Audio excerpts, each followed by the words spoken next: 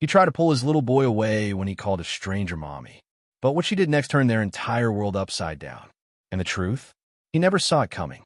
If you believe love, fate, and forgiveness still exist in this world, smash that subscribe button right now, because this story will leave your heart shattered and whole at the same time. Lucas Bennett had never imagined fatherhood would come wrapped in so much grief, exhaustion, and quiet, aching love all at once, especially after losing his wife, Maya, just 2 years after their son Caleb was born. The cancer came quick and unforgiving, and in the small Pennsylvania town of Willow Creek, he was known not just as the town mechanic, but the widowed single dad who never smiled anymore. It wasn't that he didn't want to smile. It was just that every time Caleb laughed, every time he reached for someone's hand in the grocery store thinking it was her, Lucas's soul cracked a little more. Caleb was now 6 and bright-eyed, always asking questions, always wondering why he didn't have what the other kids had, especially moms at the PTA meetings, birthday parties, and the Christmas choir where every kid had a mother except him. And though Lucas tried, he tried, to fill the space with double the love, he couldn't give what he didn't have. So when Caleb saw a woman in the park on a bright Saturday morning, sitting alone feeding birds in a pristine white suit that looked too expensive for their small town, his little legs ran toward her before Lucas could stop him. And in front of everyone, including the neighbors and some mothers from Caleb's school, he said, "Will you be my mommy for a day? Just today? Just until my daddy isn't so sad anymore."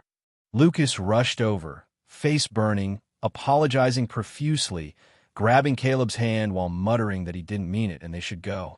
But the woman, calm, regal, eyes as sharp as emeralds, said, "Why not?" She stood up, brushed off her suit, knelt down to Caleb's level, and smiled like someone who hadn't forgotten how. And the next few hours turned into a blur of laughter, sandwiches, playground games, and the most genuine joy Lucas had seen on his son's face since Maya died. Still, Lucas was cautious, confused, and a little resentful that someone could walk into their lives so easily and stir emotions he had buried. So he politely tried to end the day quickly, thanking the woman who introduced herself only as Anna. But Caleb wouldn't let go of her hand, and Anna promised to visit again the next weekend. And she did, and the weekend after that, and the next, becoming this warm, unexpected constant in their lives, never asking for anything, never explaining herself, just showing up, until Lucas, against his better judgment, found himself counting down the days until Saturday too. Soon, Caleb was sleeping through the night again. His school performance improved. He started smiling in pictures. And Lucas realized Anna wasn't just healing his son. She was mending him too, piece by broken piece. And yet, there was a mystery behind her. No social media, no car, no mention of family, no job, just expensive clothes, impeccable grace, and the kind of listening silence that made you feel safe. One rainy day, while fixing a busted engine in the shop, Lucas casually asked why she always wore white. To which Anna replied, "Because I spent most of my life in black," and walked off before he could press further. But the truth came crashing in weeks later, when Caleb's school announced a Mothers and Mentors Day. Anna insisted on coming, not just attending, but organizing it behind the scenes, securing donations, sponsors, volunteers, and making it the most elegant event Willow Creek Elementary had ever seen, with bouquets, lighting, custom cupcakes, and printed programs. And only after the local news ran a small story on the event did Lucas's phone start ringing off the hook with people asking if he knew who she really was. And when he Googled her name, Anna Caldwell, he dropped his phone, because there it was. Forbes, Time, Wall Street Journal. Articles on Anna Caldwell, the youngest self-made female CEO in American tech history.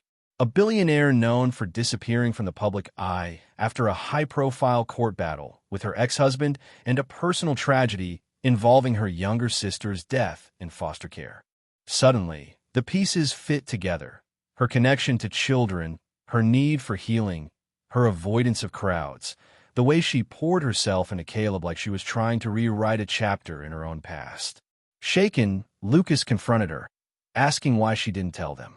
Why she was here pretending to be someone she wasn't. And Anna, hurt but poised, said, "I wasn't pretending. I was finally being real. You and Caleb are the first real things I've had in years." And though Lucas wanted to believe her, his pride and confusion pushed her away. She left town quietly the next morning without saying goodbye, leaving behind a small box for Caleb with a note that read, "Every superhero deserves a cape. Yours is on the way. Love, Mommy for a day." Inside was a custom-tailored blue cape with Caleb's name embroidered in gold, and a letter that made Lucas cry so hard he couldn't breathe.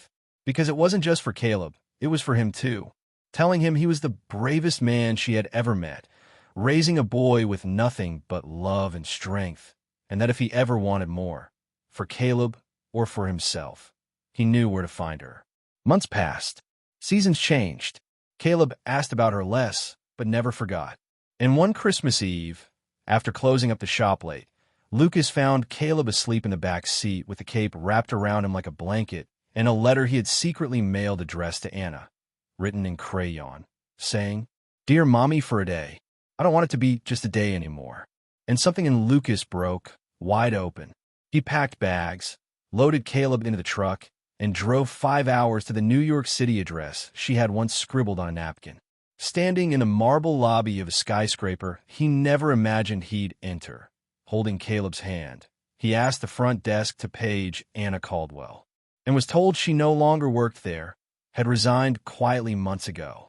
But then a woman approached from the elevator in jeans and sneakers. And it was her, eyes wide, hands trembling. And when Caleb yelled, "Mommy," across the marble floor, she dropped everything and ran, arms wide open. From that day forward, Anna didn't just visit on weekends. She moved to Willow Creek, bought the local tech center, hired half the town, opened a children's foundation in her sister's name. Most of all, she became the kind of mother Caleb had dreamed of, and the woman Lucas never believed he'd be lucky enough to love again. And when she stood under the arch of yellow leaves behind the Bennett house months later in a simple white dress, holding Lucas's hand while Caleb beamed between them, it wasn't just a wedding. It was a promise that sometimes the most powerful people are the ones who choose to kneel down and love quietly. And that sometimes family doesn't just find you, it saves you.